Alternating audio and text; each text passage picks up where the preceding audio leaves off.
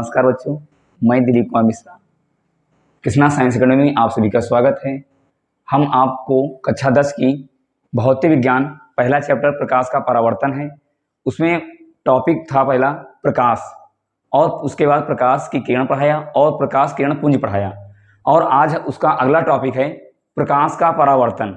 अब हम आपको आज बताएंगे प्रकाश का परावर्तन क्या होता है। प्रकाश का परावर्तन का इतना मतलब है परावर्तित। ये क्या है? परावर्तन का मतलब होता है परावर्तित। जो प्रकाश आया है वो क्या हो जाए? परावर्तित हो जाए। जिस माध्यम में आया है उसी माध्यम में क्या हो? लौट जाए। जैसे एक ये चिकनी सतह या पालिशदार कोई सतह है, इसमें ये एक अभिलंब है जिसको कहते हैं, आप जानते हैं देसी भाषा में, खंभा। एक दीवार खड़ी है, ये क्या है? आपका अभिलंब। अब इसमें से कोई किरण आ रही है, एक किरण आ रही है, इस किरण का नाम आपतित किरण है। जो आती हैं उनका नाम होता है आपतित किरण। क्या नाम होता है? आपतित किरण। अब देखो ये किरण आ रही है, ये आपतित किरण है। अब जिस माध्यम में ये आ रही है उसी माध्यम में क्या है? निकल जाए। मतलब ये सतह से टकराए और टकरा कर लौट जाए।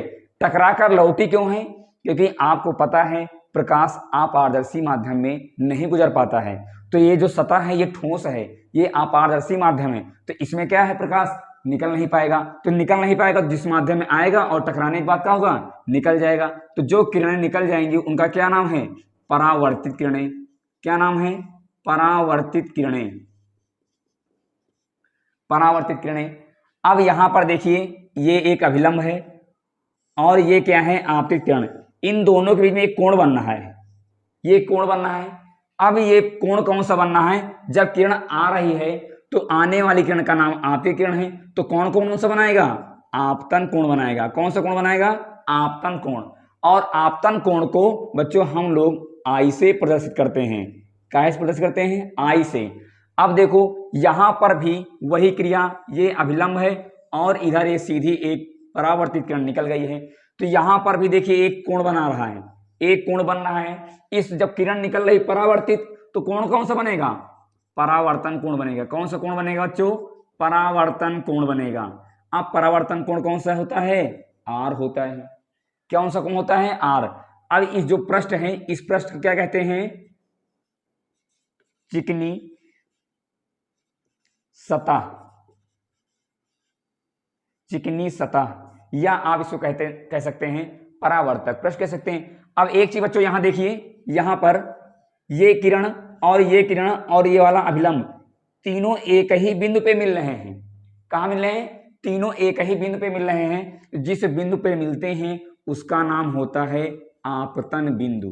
का नाम होता है? आपतन बिंदु। आपतन बिंदु का नाम, जो चीजें आ रही हैं तीनों एक दर पर मिल रही हैं, वो सब क्या है? आपतन बिंदु हैं। क्या बच्चों? आपतन बिंदु हैं। अब फिर से बच्चों इसमें देखिए, ये क्या है? आपतित किरण। जो किरण आ रही हैं वो आने वाली किरणें होती हैं आपतित किरण, जो निकल रही हैं परावर्तित किरणें। अब यहाँ पर ये क्या है? अभिलंब है। इन दोनों के बीच में कोण कौन सा बनना है? आपतन कोण। जो इधर कौन सा कोण बनना है? परावर्तन कोण। आप बच्चों इसको लिखेंगे कैसे?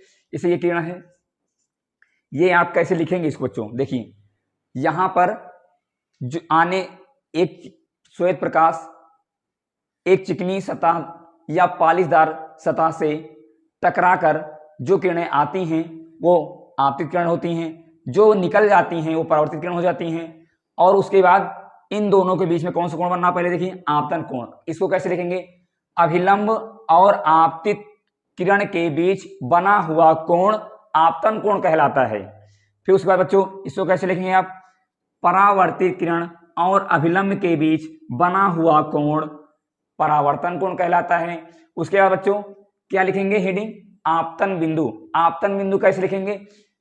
जिस बिंदु पर आपतित किरण और अभिलंब परावर्तित किरण तीनों एक ही तल पर मिल रहे हों वो आपतन बिंदु कहलाता है।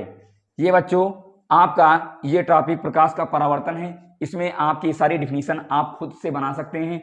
जहां पर कोई प्रॉब्लम हो आप कमेंट सेक्शन में कमेंट करेंगे, हम आपको बताएंगे। आपको ये नोट्स भी मिल जाएगी इसकी टॉपिक की, केवल आप लेक्चर वाइज इसको समझते रहें। आपको नोट्स कमेंट सेक्शन में लिंक आपको ये मिलेगा, उसमें आपको नोट्स भी मिल जाएगी। बच्चों अभी इसके पहले हमने प्रकाश का परावर्तन पढ़ा था। प्रकाश के परावर्तन के नियम भी होते हैं। प्रकाश के परावर्तन के 2 नियम होते हैं, 2 नियम। उसमें पहला नियम कह रहा है कि आपतित किरण, परावर्तित किरण व आपतन बिंदु पर खींचा गया अभिलंब तीनों एक ही तल में होते हैं। अब इसका मतलब जानिए। अब कह रहा है कि आपतित किरण, परावर्तित किरण व आपतन बिंदु पर खींचा गया। अभी आपतन बिंदु क्या होता है? अभी हमने बताया ये आपकी चिकनी समतल सतह है, इसमें ये अभिलंब है। क्या है? अभिलंब है। क्या है? अभिलंब। और यहां से जो आ रही किरण, इसका नाम क्या है? आपतित किरण। जो निकल रही, इसका क्या नाम है? परावर्तित किरण। ये आपतित हो गई और ये क्या है? परावर्तित हो गई। परावर्तित, परावर्तित किरण। अब बच्चों कह रहा है कि आपतित किरण, परावर्तित किरण व आपतन बिंदु पर खींचा गया। मैंने बताया था आपतन बिंदु कहाँ होता है? यहां पर। ये है आपतन बिंदु। क्या है? आपतन बिंदु।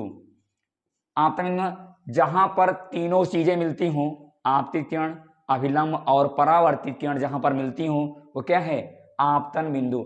ये ले कह रहा है कि जहां पर खींचा गया अभिलंब तीनों एक ही तल में होते हैं। देखो एक ही तल में है, ये समतल तल है, चिकनी सतह है, इसी तल में देखो तीनों लाइनें हैं। ये पहला नियम है आपका। फिर कह रहा है कि आपतन कोण तथा परावर्तन कोण सदैव क्या है? सदैव बराबर होते हैं। सदैव कैसे बराबर होगा? देखिए ये मैंने बताया था, यहाँ पर ये अभिलंब है, ये आपतित किरण है, इन दोनों के बीच कोण बन रहा है।